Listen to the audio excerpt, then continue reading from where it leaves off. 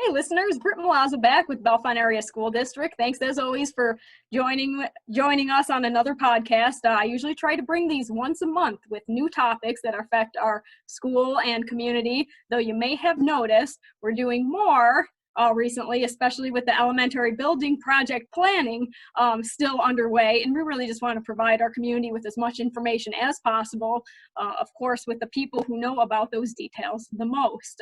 We also aim to provide an outlet for community input. So a link will be added on our elementary building site online where you can check out additional podcasts, all that other information, and provide your input, what you hope to hear more in our podcast. And two, some of those most important facility improvements that you feel may need to be made with our elementary schools. So we want to hear some of that.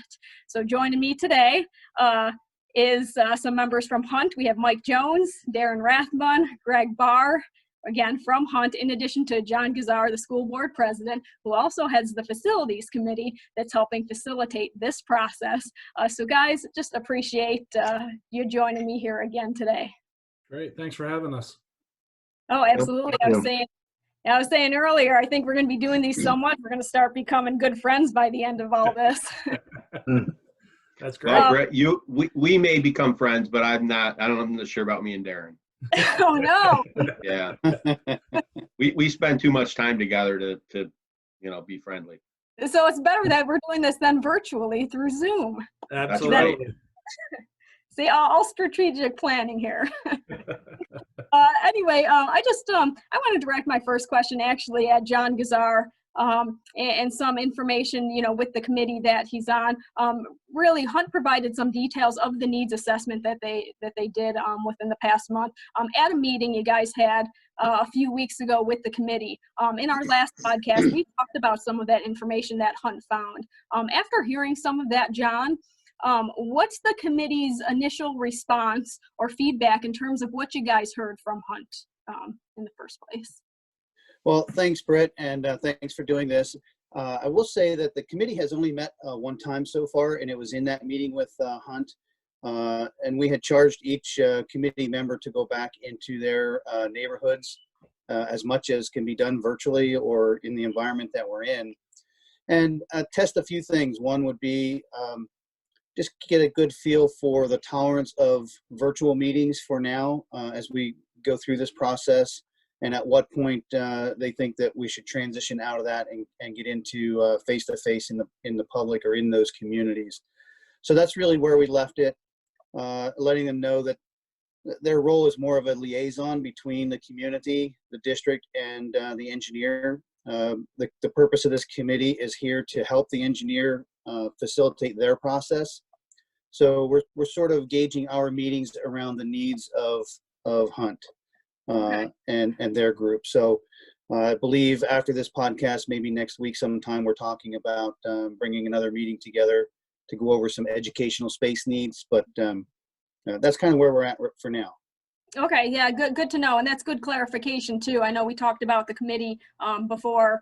Sometimes people may forget what the mission actually is, so I'm glad you explained that. I guess, in terms of the need assessment that Hunt did, how was this study broken down? Were there specific elements used to really ID the needs of the buildings and especially prioritize those needs? Well, I'll let them speak to their work, but what we're seeing so far from a committee perspective is sort of relooking at the condition of the existing buildings, all the needs of each building to bring them up to today's standard as much as can be done. There's still some limitations in attempting to do that. As we get further along in that process, they'll start to build out some costs associated with that. And I believe where we left it at the last go-around was the need for educational space planning. So I know that they had met in a meeting with the principals of each building to go through concerns that they've heard from their individual groups.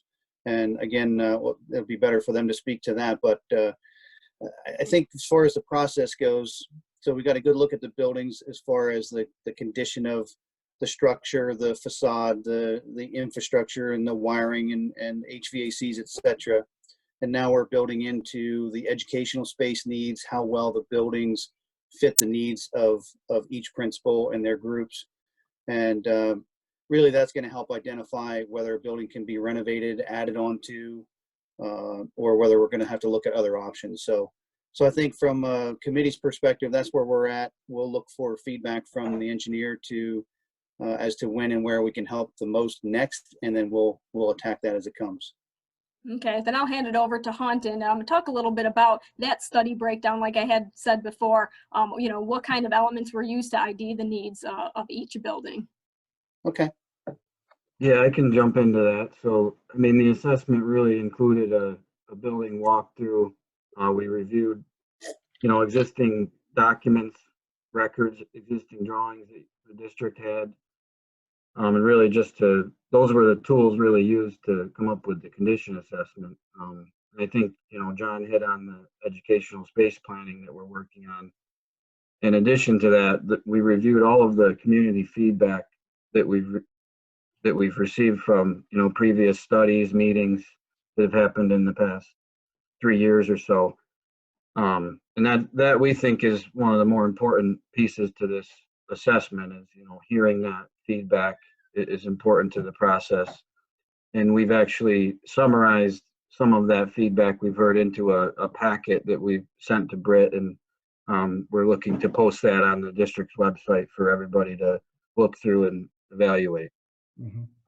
Sure, and that's actually up now. We're trying to revamp that elementary building project link, so it's a little bit more organized. That packet that Mike was just talking about is posted up there as well. That's the current information that we have. I know, guys, when we spoke last week, I think I had asked Mike actually that if you had to rank the buildings from worst condition to best based on your data, what would that be? And we obviously talked about it. I guess as experts, in this kind of business, what are your thoughts on the state of the buildings in Bellefonte Area School District compared to other elementary buildings in the area? Where does Bellefonte elementary buildings kind of rank among others that you see in the state and the community in our area that are comparable? Yeah, that's a good question to kind of figure out where you're at. We've definitely seen some buildings like yours that are outdated and maybe haven't been updated in a long time, outdated systems, materials, finishes. But I think that, that's pretty common throughout the state of Pennsylvania, I think due to some of the lack of funding within the state and how that process is. But we do see more trends, going to more of a flexible, modern and collaborative type atmosphere, which, really, when we met with the principals, that was a big topic about, how they can use the buildings to really introduce STEM curriculum. So that's going to be identified here in our next educational space planning process, and we'll incorporate that into the recommendations. So, aside from that STEM piece, I mean, I think your buildings are pretty comparable to others in the state. So with that said, are there any recommendations that Hunt has yet based on current building conditions? I'm not sure if you've established anything yet or where you're looking at this point. Yeah, as far as making those recommendations to upgrade the condition, those will all be included in the report, in our costs that John mentioned. In the next few steps, we're going to be developing those costs, and we are going to put in recommendations for the STEM and any other space needs that may be needed within the 4 buildings. Okay. Yeah, so Brett, I'd like to add to that. I mean, the Benner, Bellefonte Elementary, and Pleasant Gap, all 3 of those have mechanical systems that are at the end or even beyond their useful life. And this is a good time to do this work because you wouldn't want to invest large money into buildings if ultimately those buildings don't meet the educational needs for the district. So part of this is looking at making sure that any elementary program that moves forward has classroom and air conditioning environmental controls that support education. And I think, from my end, looking at the mechanical systems, we have 3 buildings that need all new mechanical systems. So that'll weigh into the decision on long term where the district goes. I'll add to that briefly as well, Britt. if I Mhm. may. So Yeah, sure. just to clarify too, the previous efforts of two different facilities committees really brought the board to a decision to not be replacing things in these buildings until we got through this process. So we really have stopped our, I have to call it deferred maintenance because it wasn't really a maintenance schedule. We were on a long-term deferred schedule of when to upgrade these systems. So their current condition really is almost a choice that we've made in the district to stop putting good money towards an idea that we don't know if it's really good or bad for the district, whether it's proper or improper to continue putting that kind of money into a building that may or may not exist in 5 or 10 years. So to just add what he said there, some of that is by design and a choice of the district. And it's why we're trying to get through this process so we don't end up having to replace them under an emergency situation. Sure, and I'm glad you say that too, because I, hear so much in the community. Why aren't we doing something? This really clarifies that, especially revolving all around this this building project planning. Now it's been about a week since we last met. I think it was last Friday. Between the time since we met last Friday and now, what has gone on in the past week? Any updates just in the past 7 to 10 days? That Hunt's been up to? I know you Yeah, I said mean, yeah, we've really been working on the educational space planning. That takes some time to really develop how the enrollment, the current and projected enrollments align with the building spaces. That's the first step, is to come up with some spreadsheets and calculations that give us some data, maybe, showing where there may be a classroom that's too large. I think there's a couple now right off the bat at Marion Walker. There's a couple of large size classes that we're looking at, and those are going to be things that we'll point out to the facilities committee at the next meeting. But that's really what we're working on right now. We're also looking at updating the BCS, the actual assessment. There was some things in the first committee meeting that we needed to look at again. One was a specific recommendation to upgrade fire rated corridor doors throughout 3 of the buildings. Well, basically all 4. Even Marion Walker has some areas like that. And somebody had asked to really look at that comparison to a sprinkler system. So we've been working on that, and we'll present that data to the committee also.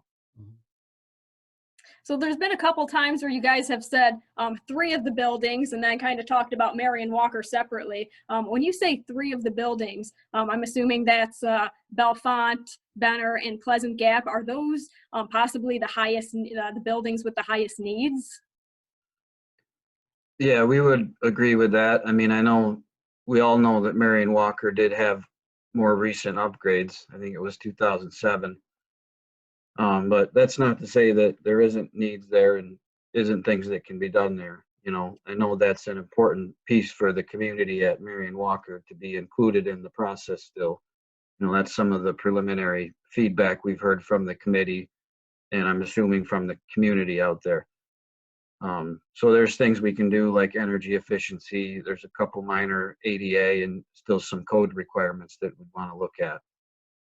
Okay, I just wanted to clarify because I just kept hearing that term a couple times already within our conversation. Obviously, too, we continue to talk about this state-ordered school closure. I know a lot of us, would love to go back to school, see kids. That is up to the state that we can't. No doubt it is affecting things. Has there been any major delays because of that, or are things still, despite everything that's going on, relatively on track? Yeah, I can kind of jump in there, Britt. Relatively on track is what I would say. Definitely a challenge. I mean, we're taking advantage of technology and what we're doing right now. The podcasts, I think, are vital as far as getting information out there. And then we're utilizing the same technology in the office, talking back and forth with the team. So even though it's a little more challenging, we're finding unique ways to really have conversations and make sure we're staying on track. So it's a challenge, but we're making the best of it. Absolutely, that's good to hear. So what's the next step in the process for Hunt's work? I know you guys talked about those educational space needs. Where do we go from here, even between now and the next time we meet for this podcast? So I think one important thing we want to keep working on is the engagement of the community. You know, we've identified this packet that I mentioned. It's going to be posted that really summarizes all of the information we've heard so far in regard to, you know, building wants or issues or, you know, overall community pieces. You know, to summarize it, we've really heard from all of the communities that they like their small school atmosphere. They like the neighborhood school setup. But, you know, the next steps really, we want to even get more and more feedback on that. And that's why we've set up a engagement question, you know, that we want to get some more feedback from, and maybe, you know, just mention at the end of this podcast, you know, what are your thoughts, and try to get some more public to comment on that. But other than that, the next steps are, like we said, the facilities committee meeting. We're going to be wrapping up the educational space plan, and really we're going to be presenting at that facilities committee meeting what each building looks like as far as upgrading the condition and adding equity to all 4 buildings on educational space type planning. So you're going to get a look at, you know, costs for that too in this next meeting. Okay. And Britt, Yes. Britt, if I could add to that, you know, one of the things, and to tie into what Mike was saying, like at Pleasant Gap, we heard that single space that they use for gym and auditorium and as their cafeteria really needs to function differently. So we talk about space plan as Marion Walker and Bellefonte Elementary have space that's dividable. So you can have gym at the same time you have a lunch program going on. You know, those are the things we're talking about adding. And what we want to be able to see here is if we add all that to the buildings to get the buildings equal, where does that leave us financially? And we, you know, we believe here by the time we're done, that's information we're going to bring to the committee, and we'll look at that in terms of the relationship to what the district can do financially. And that starts to drive, you know, what options there might be in terms of the elementary project. So I think it's important, you know, as we lay out the next piece of educational space plan and what that cost, we also need to be aware that we're dealing with a fixed amount of, you know, ability here, and that may drive different decisions and different options. Good point. I'm sure we will talk about that more in terms of costs and things like that. I'm sure we can also get our business manager as well to chime in on that. You know, for the purpose of this conversation, anything that I didn't ask about that our community just has to know for this week's podcast that we didn't hit on? Well, I think Mike hit on it. We want information from them, as much information as we can. You know, for us, it really is what do they want out of their educational program? What do they want out of the elementary program that needs to be considered in whatever the district does, whether it's renovation or consolidation? This is ideally the opportunity to say, this is what the educational program or the elementary building should have from a community input, from a community standpoint, because we need to tie that into any recommendations that's made, so it is really a community-based decision. Sure. And it goes sometimes so far beyond, you know, everybody wants to keep that building, but there's sometimes, you know, things that we need to enhance education as well. Well, guys, appreciate you meeting online again. It's always a pleasure, and we're going to continue to do these for the next few weeks, I'm sure, until the board makes, you know, some kind of decision or there is a next step. I do want to remind our listeners again, all this information can be found on the district's website. That's www.basd.net. There is a link for the project where we post updates and podcasts, survey results that you said, those are up there as well. In addition to just about everything else, we are working on that community piece. We will have a link out soon where we will share there. We will share that on social media. We'll send that out to our families and community members so they can put in that input that Greg and Darren and Mike were talking about. And of course, if you're interested just in other general stuff going on at the district, hop on over to our website as well. We have that school news tab online where you can find just about everything happening in the district, and social media as well. Come follow us on Facebook and Twitter and Instagram. You don't need an account to see our content, so we'd love to have you see what we're putting out. Again, guys, appreciate the help. Thank you so much. Great. Thanks, Brett. Thank you, Brett. Yep. Thanks, John. Yep, thanks, guys.